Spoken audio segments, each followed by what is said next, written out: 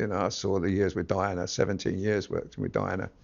And, she was the superstar. She was the absolute star of the family. She was the Kate of her time. And Charles, I remember in Australia once, he said, I think I should be two wives. He said, because one walking either side of the street, because no one wants to talk to me. They kept calling for Diana. So, but Camilla's complete opposite. She's there to support him. I remember once in Delhi, opening the Commonwealth Games, and they wanted Camilla to sit somewhere else. And she said, no, I'm sitting next to my husband. And that was it. And she did. And she just got up and sat next to her husband. And whoever's supposed to sit next to Charles was moved. She's determined and she's to support him. But they laugh a lot. But, I mean, she's no doormat. I mean, she stands up to him. She won't, she won't be bullied. And but I think, this relationship's been a long while now, and they're incredibly happy together. And and she will be there, whatever happens, supporting him to the very end.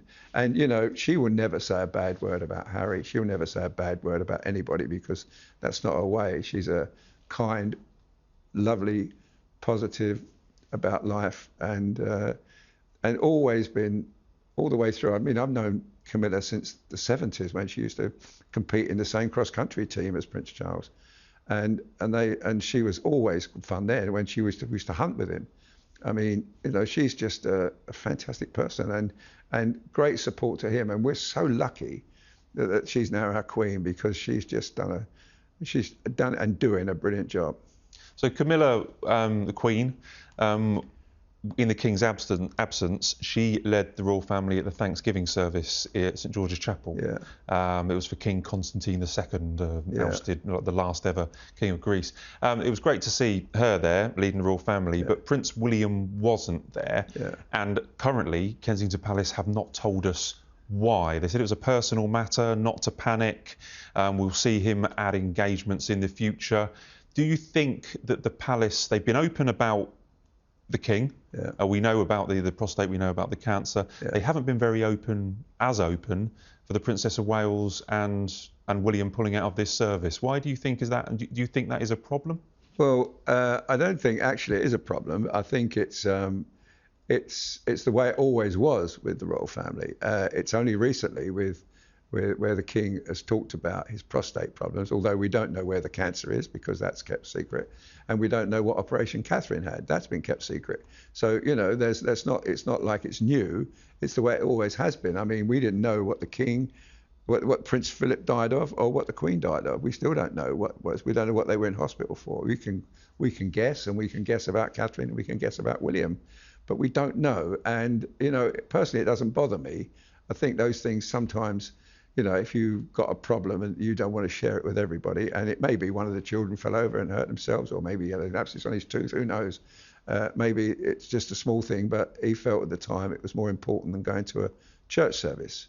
Well, the internet is awash with conspiracy theories. Well, of course. I mean, that's the problem. And then there's an information gap.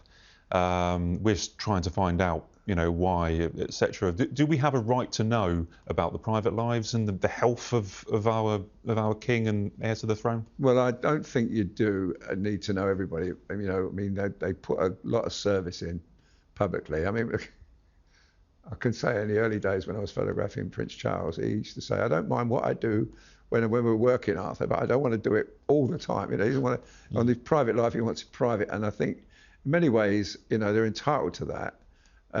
But King talking about his prostate problems encouraged thousands and thousands of people to go and get tested for prostate problems. And, that's a good thing. But look, it doesn't seem to, personally, doesn't bother me. I think all I really want is for the King to get better, Catherine to get better, and William to get back to work, and I think that's going to happen.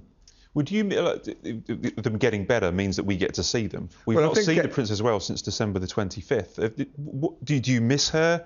Do you like taking pictures of her? What's she like down the lens? Yeah. Well, she's a fantastic, she's a fabulous worker, for the royal family. She got so much enthusiasm and everything. I remember we went to Ireland and went to the Gaelic Games, and she played hurling and she played Irish Gaelic football, and And she was and when she went to a rugby club recently, she played rugby and plays cricket. I mean, she's an amazing woman and really gets involved in everything. And she's brilliant with children, and you know, her patronage is fantastic what she does for people, and you know, so she's been a massive asset. And of course, you know, she and William are the future. You know, it's the future of the monarchy, and you know, and of course we've got George, who's I think been going to a school, probably a boarding school somewhere.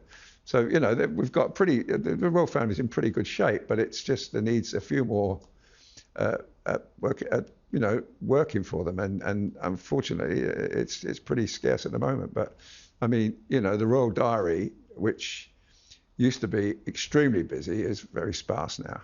Yeah. Do you miss Princess of Wales? Yeah, I miss the King most. Yeah, really. Yeah, I do. The King, you know, I'm a huge fan of the King. I miss him. Yeah, if I had a choice between doing a job with the King or Catherine, I'd pick the King because, you know, I think he's just an amazing man. And when I've seen him, I mean, I've watched him since he came out, and I've been photographing him since he came out of the Navy, and I've seen what he's achieved, you know, and I was a huge fan. I wasn't at the beginning. I was very aggressive, but slowly I listened to what he says and what he does.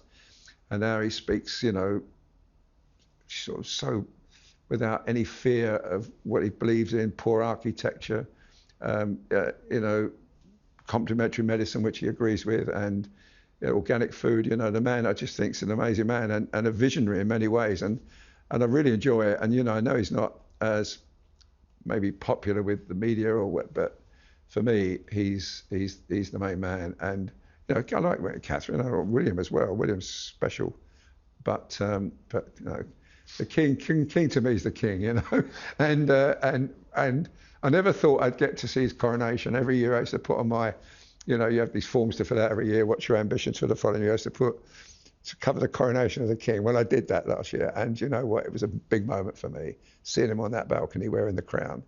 And you know, I'm so upset he's not well enough to carry on at the moment, but he will be. And you know, he's had a brilliant start. And the one thing you can't do about the king, you cannot praise him because he's so humble.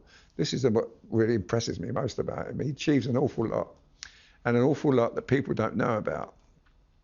And he does it, and he's completely humble. You can never. I remember once when he was down at Highgrove, it was a fundraising for a bicycle ride. I think the Anglo-Asian Trust. And they said, you know, sir, since you got involved, the contributions have gone up fourfold. And he pushes it all away. You know, he doesn't want to hear that. You know, he's an incredibly humble man. But what he absolutely achieved since he's become our king is incredible. You know, and the rating is, you know, it's a hard act to follow our late Queen. I mean, she was an amazing woman, and he probably never will be as popular as her. But by God, he's putting in a massive effort. And, you know, I think most people are realizing this man is special. He always said that history will judge him. And I think, you know, they'll find out that he's, you know, we're lucky to have this man, you know, and I just hope he gets better soon.